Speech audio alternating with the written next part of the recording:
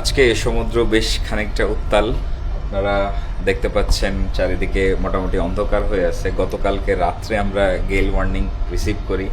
আপনাদেরকে একটু বলি যে আমরা যখন মাঝ সমুদ্রে থাকি তখন কিভাবে আমরা বুঝতে পারি যে ঝড় আসছে বা কিভাবে আমরা খবর পাই।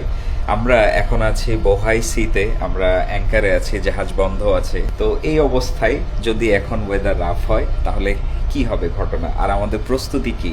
আমাদের অফিস থেকে মেইল পাঠানো হয়েছে ওয়েদার রিপোর্ট সহ। এছাড়াও লোকাল যে ভিটিএস আছে, চেংশান যাও ভিটিএস, আমরা যেহেতু এখন বোহাইসিতে চায়নার কাছে, তো এই লোকাল ভিটিএস থেকে ব্রডকাস্ট করতেছে ভিএইচএফে, আমাদেরকে সতর্ক করছে।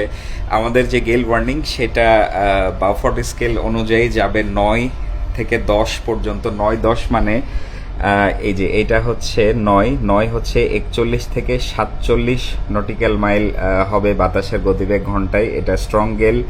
10 হচ্ছে 48 থেকে 55 নটিক্যাল মাইল ঘন্টায় হবে, এটা হচ্ছে স্টর্ম। তো এছাড়াও আমাদের কাছে এই যে ন্যাপটেক্সে মেসেজ আসতেছে কন্টিনিউয়াসলি। এরপরে স্যাটসি আছে, তারপরে আমাদের যে ব্যারোমিটার আছে সেখানে আমরা অ্যাটমসফেরিক যে প্রেশার সেটা মনিটর করতেছি।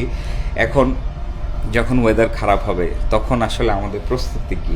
আমাদের প্রস্তুতি হচ্ছে আমরা শর্ট নোটিসে জাহাজের যে ইঞ্জিন সেটা স্ট্যান্ড বাই রাখতে বলছি।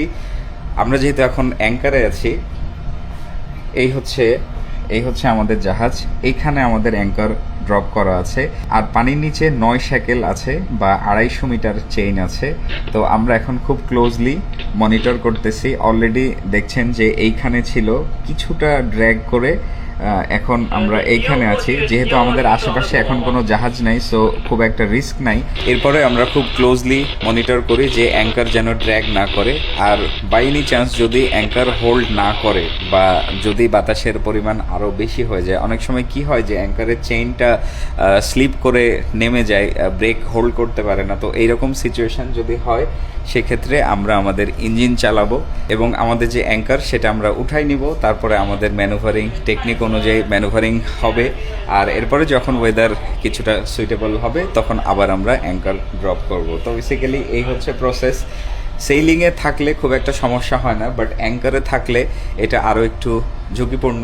এই অবস্থায় আমাদেরকে যথেষ্ট সতর্কতা অবলম্বন করতে হয়। আমরা খুব অ্যালার্ট থাকি যেন অ্যাঙ্কার ড্র্যাগ না করে। সো দেখা যাক কি হয়। অলরেডি বাতাসের গতিবেগের মধ্যে 47-48 নটিক্যাল মাইল উঠে গেছিল ঘন্টায়, বাট এখন খানিকটা কম।